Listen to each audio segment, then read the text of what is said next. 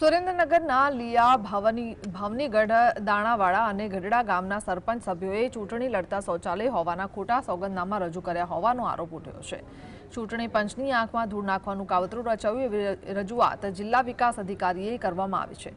શૌચાલય ન હોવાની સરકારી યાદીમાં પણ કેટલાક સરપંચ અને સભ્યોના નામ હતા તેવો દાવો કરાયો છે।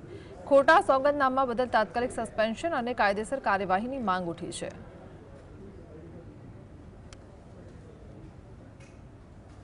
અત્યારે જે સૂચિ તૈયાર કરવામાં આવી તો ઘણા બધા ગામના સરપંચ અને એના સભ્યો અને અથવા તો એના પરિવારના લોકોના નામ સૂચિની અંદર આવ્યા।